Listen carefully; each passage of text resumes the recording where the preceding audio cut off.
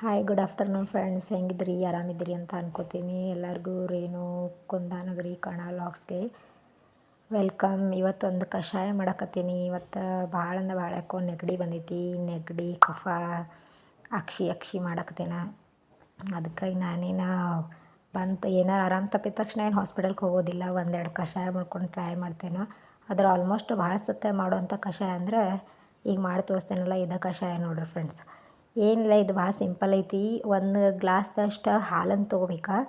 ಯಾವ ಗ್ಲಾಸ್ನಲ್ಲಿ ಹಾಲು ತೊಗೋತೀವಲ್ಲ ಅದೇ ಗ್ಲಾಸ್ ಒಳಗೆ ನೀರನ್ನು ತೊಗೋಬೇಕು. ಅಂದ್ರೆ ಸೇಮ್ ಯಾವ ಮೆಜರ್ಮೆಂಟ್ ಒಳಗೆ ನಾವು ಹಾಲು ತೊಗೋತೀವಲ್ಲ ಅದೇ ಮೆಜರ್ಮೆಂಟ್ ಒಳಗೆ ನೀರು ತೊಗೋಬೇಕು. ನೀರು ಮತ್ತು ಹಾಲು ಎರಡೂ ಒಂದು ಪಾತ್ರೆ ಒಳಗೆ ಹಾಕಿ ಕುದಿಯೋಕೆ ಇಡೋದು. ಅದಾದಮೇಲೆ ಒಂದು ಚಿಟಿಕೆದಷ್ಟು ಅರಿಶಿನ ಪುಡಿ, ಆಮೇಲೆ ಒಂದು ಚಿಟಿಕೆದಷ್ಟು ಬೆಲ್ಲ, 3-4 ಅಥವಾ 5-6 ಮೆಣಸ್ಕಾಳು ಹಾಕಿದ್ರೆ ನಡಿತೈತಿ. ಮೆಣಸ್ಕಾಳು ಜಾಸ್ತಿ ಇರೋದ್ರಿಂದ ಏನು ಸಮಸ್ಯೆ ಇಲ್ಲ. ಸ್ವಲ್ಪ ಖಾರ ಹತ್ತೋದ್ರಿಂದ ನಮ್ಮ ನೆಗಡಿ ಕಫ ಸ್ವಲ್ಪ ಬೇಗನೆ ಕಡಿಮೆ ಆಗ್ತೈತಿ. ಇದನ್ನೆಲ್ಲನೂ ಮಿಕ್ಸ್ ಮಾಡಿ ಒಂದು 15-20 ನಿಮಿಷ ಚಲೋ ತಂಗ ಕುದಿಯೋಕೆ ನಾವು ಬಿಡ್ಬೇಕು. ಅದೇ ಕುದ್ದು ಅದ್ರ ಕಲರ್ ಎಲ್ಲ ಚೇಂಜ್ ಆಗತೈತಿ. ನೋಡ್ರಿ ಅಲ್ಲಿ ಕುದಿಯತೈತಿ ಹೆಂಗಂತ. ಅದಕ್ಕೆ ಎಲ್ಲ ಹಿಂಗೆ ಕುದ್ದು ಕಲರ್ ಚೇಂಜ್ ಆಗಿ ಹಿಂಗೆ ಉಕ್ಕು ಬರೋಕ್ಕೆ ಟೈಮ್ಕಂದ್ರೆ ನಾವು ಅದನ್ನು ಆಫ್ ಮಾಡಿಬಿಡ್ಬೇಕಾಗ್ತೈತಿ. ಈ ಒಂದು ಕಷಾಯ ಮಾಡಿ ಕೊಡೋದ್ರಿಂದ ನೆಗಡಿ ಕಫ, ಗಂಟ್ಲಲ್ಲಿರೋ ಕಫ, ತಲೆಯಲ್ಲಿರೋ ಕಫ, ಮೂಗು ಸೋರೋದು ಬೇಗ ಕಡಿಮೆ ಆಗ್ತೈತಿ. ಇದನ್ನ ಆಲ್ಮೋಸ್ಟ್ ನಾನು ಮಾಡಿದ್ದೀನಿ. ಇದು ಭಾಳ ಎಫೆಕ್ಟಿವ್ ಆಗೈತಿ.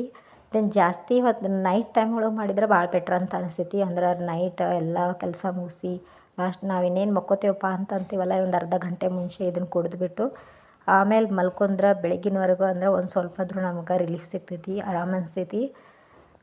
ಇದನ್ನು ನಾವು ಟ್ರೈ ಮಾಡಿ ನೋಡಿರಿ ಫ್ರೆಂಡ್ಸ್. ಟ್ರೈ ಮಾಡಿರಿ, ಕಮೆಂಟ್ಸ್ ಮಾಡಿರಿ. ನಾವು ಹೊಸಬ್ರದೇವು, ನಮ್ಗೆ ಲೈಕ್ ಶೇರ್ ಕಮೆಂಟ್ಸ ಕೊಡ್ರಿ, ನಾವು ಪ್ರೋತ್ಸಾಹ ಮಾಡಿರಿ ಅಂತ ನಾನು ಕೇಳ್ಕೊತೀನಿ ಈ ವಿಡಿಯೋ ಮೂಲಕ. ಈ ಕಷಾಯ ಎಲ್ಲ ಕುದ್ದಾದ್ಮೇಲೆ ಇದನ್ನು ಒಂದು ಗ್ಲಾಸ್ಗೆ ಅಥವಾ ನೀವು ಯಾವ್ದ್ರೊಳಗೆ ನಿಮ್ಗೆ ಕುಡಿತಿರಲ್ಲ, ವಾಟೆ ಒಳಗೆ ಅಥವಾ ಕಪ್ಪದೊಳಗೆ ಇದನ್ನು ಸೋಸ್ಕೊಂಡು ಕುಡೀರಿ. ಕುಡಿದ್ಬಿಟ್ಟು ಈ ಥರದ ರಿಸಲ್ಟ್ ಏನಂತ ಹೇಳ್ರಿ. ನಾನಂತೂ ಇದನ್ನು ಕುಡಿಯೋಕೆ ರೆಡಿಯಾಗೇನೆ. ಇವಾಗ ಏನು ಕೆಲಸ ಇಲ್ಲ, ಎಲ್ಲ ಕೆಲಸ ಮುಗೀತು. ಇದನ್ನು ಕುಡಿಬೇಕು. ಕುಡಿದು ಸ್ವಲ್ಪ ರೆಸ್ಟ್ ಮಾಡಿದರೆ ಕಡಿಮೆ ಆಗುತ್ತೆ ಅಂತ ಅನ್ಕೋತೀನಿ ನಾನು.